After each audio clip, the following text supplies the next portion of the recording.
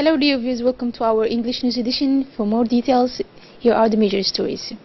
The Ministry reviews the latest preparations for the Back to School 2018-2019. In the last severe weather causes major damage on the road number 1.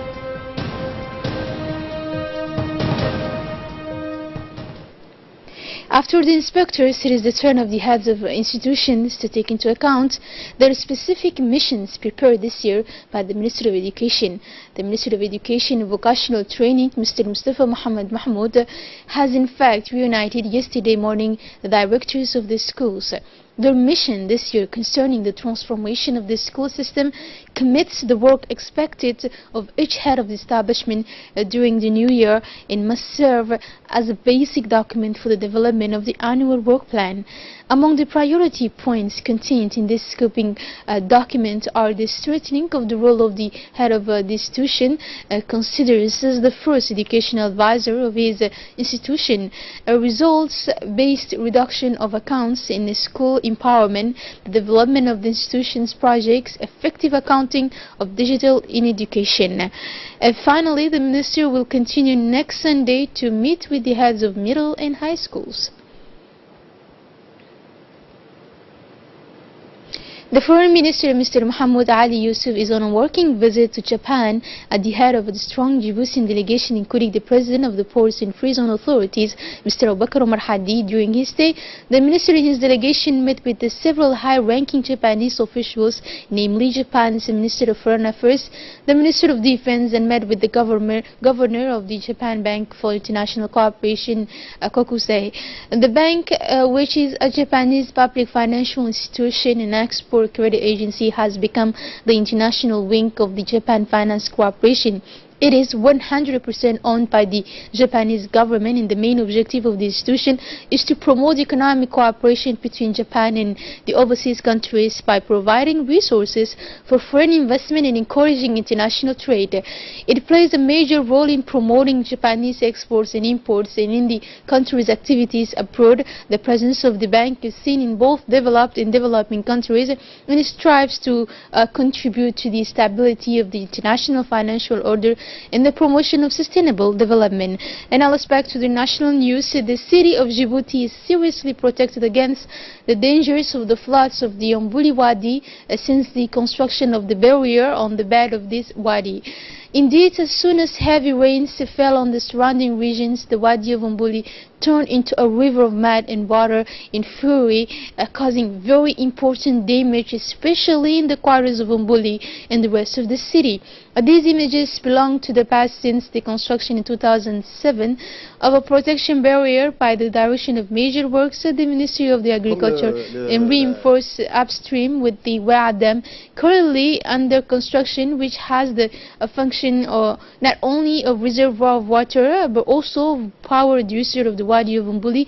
The Director of the Department of Major Works of the Ministry of Agriculture, Mr. Anglais, who visited this morning the barrier of the Wadi, gave us an update on these works that protect the city since the establishment, as well as the dangers that threaten its effectiveness.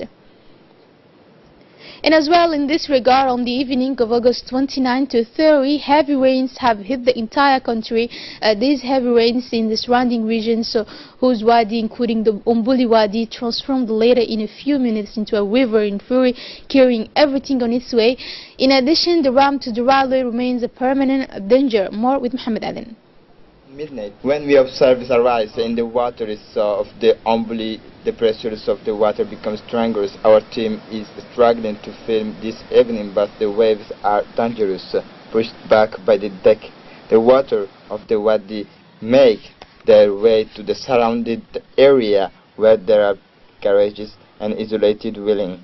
Losses in human life should have been recorded, but the dam construction site communicated the dangerous rising waters. The officials of the Ministry of Agriculture, who immediately relayed the information to the civil protectionists, which has in turn proceeded to the evacuation of area at risk.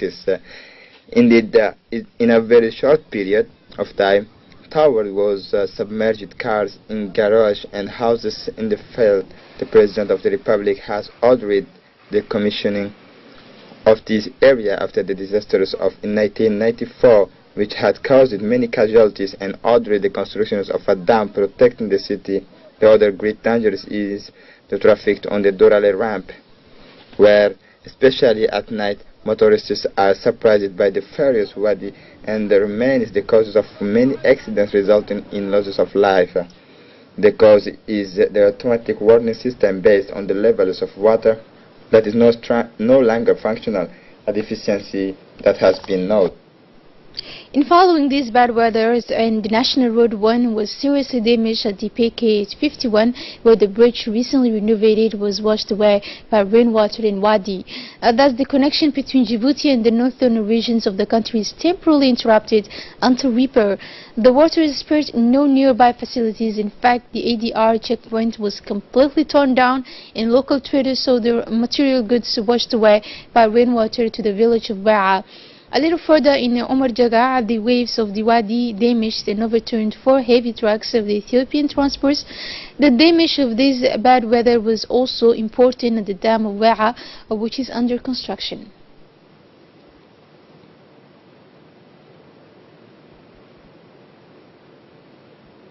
In the Dakhil region, heavy rain with strong winds fell in its peripheral localities, namely Mulot, Yaboki, Ela, and Gelamo. These rains with hail accompanied by squalls spread throughout the region. As a result of these rains, the prefecture of Dakhil has recorded significant material damage to a certain housing. In addition, an ambulance returning from the capital was taken away by the Wadi of Mulot. The driver alone came out alive with some minor injuries. Roofs of houses were blown away in Dakhil and in several localities. For the purpose, the acting prefect of Dakhil region, Yusuf Ali, accompanied by the head of Dakhil Corps, Colonel Idris Umar Eleye, carried out an inspection visit on the consequences of this heavy seasonal precipitation and went to Mulot with an ambulance carried by the Mulot Wadi. In the context of the promotion of entrepreneurship, our country has several small and medium-sized enterprises producing quality goods and services. Among them, the company Anglais, which produces soap powder sold on the national market. Let's watch this following reportage. This company was created in October 2010 and is located in the industrial zone south. This company produced different brands of soap powder such as 15, 18 gram soap and Hila of 100 gram, but also the Job Mark of 100 gram. It contributes to the development of the country by giving opportunity for direct or indirect work, which allowed to hire 30 employees. The daily production is 12 and 16 tons of powdered soap and 150,000 tons per month and cover the need for soap powder throughout the country. The novelty is that this soap is exported to the country of the region such as Ethiopia, Somalia and Somaliland. For this, the company Anglais is equipped with modern equipment of last generation to satisfy the demand of the market. But the problem in Djibouti is that soap powder is also imported from abroad in huge quantities.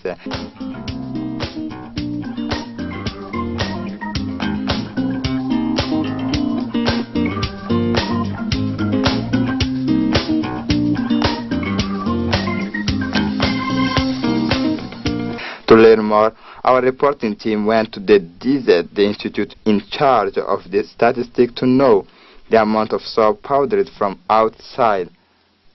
In 2013, the quantity of soap powders imported was 5,457 tons. In 2012, 6,000 tons, but so a sharp drop in 2016 with 3,000 tons imported.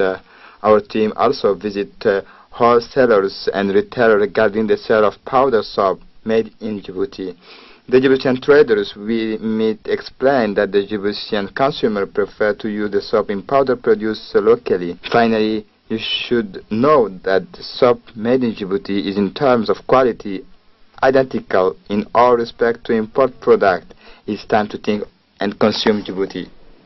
As part of the organization of the 10th edition of the Anglais Inter-Regional Friendship Tournament, it is important to pay tribute to the men and women who work more in the shadows to ensure the success of this event.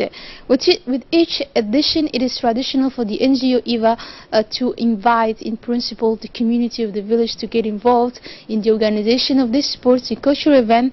Also this year, and as the 10th edition presents an extremely special character, the community of the village of Adeilu is in the foreground. It is also undeniable that the success of this event is conditioned by the effective involvement of the community of the village of Adeilu as a whole, split into several commissions. They are permanently engaged to ensure the smooth running of this event, and women are not left behind and occupy an important place in this group of organizations. And thanks to this magnificent and professional organization of the NGO EVA, it is undeniable that enthusiasm is gaining ground regarding the participants.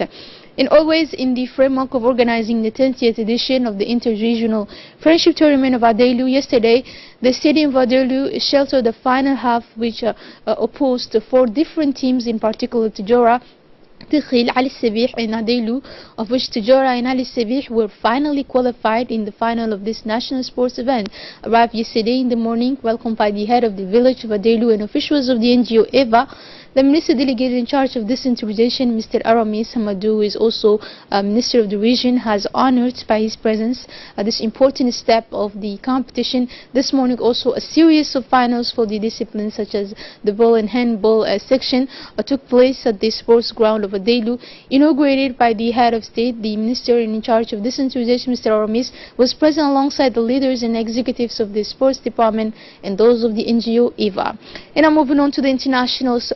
Violent clashes resumed late Thursday afternoon between rival militias south of the Libyan capital, just hours after a truce was announced to end fighting that has killed almost 30 people since Monday. More with Hindi Ibrahim. The fighting broke out on Monday in Serpavi south of Tripoli and continued into Wednesday evening after a dry Colipese dispute and appeal by the United Nations for calm. The clashes had paused on Tuesday after a ceasefire agreement announced by officials from the western area, but by late afternoon the hostilities had resumed. Residents in the Khaled al-Farjan area reported the use of heavy weapons and rifle fire. 2 teenagers were killed when a rocket hit a house in the Sepia district, according to a local official and FBI journalists on the scene. The health ministry had earlier said at least 27 people were killed and wounded in this week's fighting, most of them civilians.